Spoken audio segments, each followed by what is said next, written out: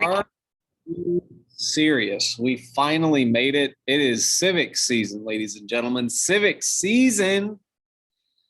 And I'm going to be reading to you lesson 28. This is the first lesson of civics.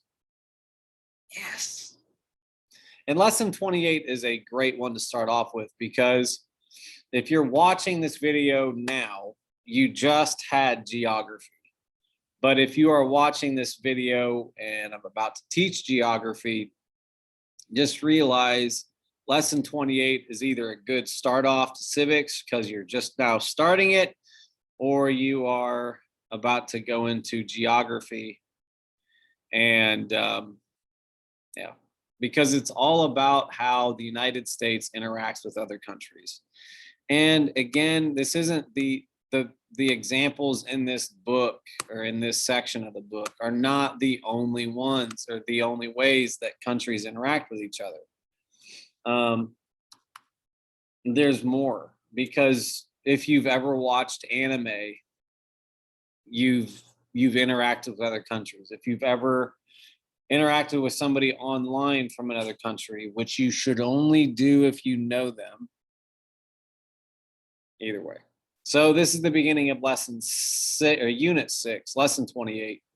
And again, in your notes, you want to define these 4 words here.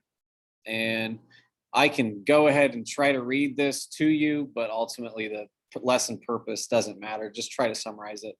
In this lesson, you will learn some ways in which countries interact with one another. You will also learn how the ideas about government in the Declaration of Independence and in the U.S. Constitution, Bill of Rights, have influenced other countries. Terms to understand: humanitarian, international law, nation state, and the United Nations. Here we go. What are nation states? Nation states. There are many countries in the world. A country is also called a nation state. The government of a nation state claims the authority to govern the people who live within its territory. The government of a nation state also makes and carries out agreements with other nation states. Today, there are more than 200 nation states in the world. Some are tiny countries such as Monaco and Singapore. Others are very large countries such as China and India. We have a map of Africa here. Nigeria, Egypt, Ethiopia, South Africa are all nation states within the continent of Africa. Who has authority over nation states? At the international level, there is no organization with formal political power comparable to that of the nation state. There is no international government that has authority over the world's nation states. That is why each nation state is said to be sovereign. That's that S word right there, sovereign. By sovereign, we mean that a country has the right to be free from outside interference within its boundaries. Nation states often agree to cooperate with each other. For example, letters mailed in one country arrive at their destination in another country. Telephone services function worldwide. Airplanes take off from one country and land in another. Nations trade goods and services daily. These few examples show that countries can live in peace and cooperate in their means of dealing with each other. What is international law? One thing that makes interactions among countries possible is a system of international law. International law consists of those rules that regulate how countries behave toward one another. International law is usually made by treaties that nation states make among themselves. It is up to each nation state to enforce its treaties. For example, Article 6 of the US Constitution says, among other things, the Constitution and the laws of the United States and all treaties made under the authority of the United States shall be the supreme law of the land. This means that all treaties that the United States makes with other nations become part of our national laws, and they have to be enforced by the federal government. There is no international police organization to enforce international law. This does not mean that it is impossible to make nations live up to their responsibilities to each other. Some nations use economic, political, or military pressure to keep other nations in line. How do nations, whoa, whoa, whoa, whoa, whoa. Sorry about that. How do nations of the world interact with each other? And these bullet points coming up are great. Today, the nations of the world are increasingly dependent on each other. Nations have many ways of interacting. Here are some common examples. Number one, cultural, science, and business exchanges. People travel all over the world. People living in different countries share ideas. Doctors, scientists, educators, and business people from many countries meet to share advances in their fields. Students and teachers live with families in other countries to learn their language and to learn about their culture. Artists show their work in the museums of other countries. Humanitarian aid. The term humanitarian means to show concern for the pain and suffering of others. During natural disasters such as floods and earthquakes, countries help the victims in other countries by giving humanitarian aid. Countries send medicine, food, and shelter to suffering people. Individuals and organizations also respond to natural disasters. Trade. Countries buy and sell factory goods, farm products, and services to one another. Diplomacy. As you learned in lesson 9, the term diplomacy means the practice of carrying on formal relationships with governments of other countries. The official representatives of countries meet and discuss issues important to their governments. They work together in a peaceful manner to find solutions to common problems. Treaties and agreements. Countries make treaties and agreements. They agree to promote trade among themselves. They agree to do certain things to protect the environment. Some agree to help each other in time of war. Military force. When two or more countries cannot solve their disagreements peacefully, they sometimes threaten to use military force. Sometimes the disagreement results in a war. Don't like that outcome, but being honest. What international organizations promote interactions among nations? There is no single organization in the world that has the power to force countries to settle conflicts peacefully. There are some organizations that help countries reach agreements without going to war. The most important worldwide organization is the United Nations. A treaty signed in 1945 after World War II created the United Nations. The purposes of the United Nations, according to its charter, are to maintain international peace and security, develop friendly relations among nations, cooperate in solving international economic, social, cultural, and humanitarian problems, and promote respect for human rights and fundamental freedoms. Most nations of the world are members of the United Nations. There are also regional treaty organizations that promote interaction among nations. These organizations deal with regional matters. The Organization of American States promotes peace and security among all member nations in the Americas. Another example of regional organizations are the League of Arab States and the Association of Southeastern Asian Nations. Many international organizations are not under direct government control. These are non-governmental organizations, often called NGOs. Some of these organizations provide humanitarian aid, for example, the International Federation of Red Cross and Red Crescent Societies. Others, such as Amnesty International, address human rights concerns. What powers does the United States Constitution give to government to deal with other nations?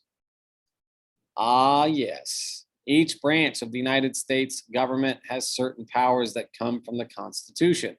The Constitution gives each branch the following powers to deal with other countries. And the way this is listed, this is technically Article 1 of the Constitution, Article 2, and Article 3. Here we go. Congress, or Article 1. Congress has the power to regulate commerce with other countries and with the Indian tribes, declare war, approve treaties, approve ambassadors, raise and support armies, and punish piracies and crimes committed on the high seas. The president. The president has the power to make treaties and to name ambassadors with the approval of Congress. The president is also the commander-in-chief of the military forces. And I love this. Like, I love the commas. Lots of stuff given to Congress. The president can do a little bit. And then let's move to the Supreme Court.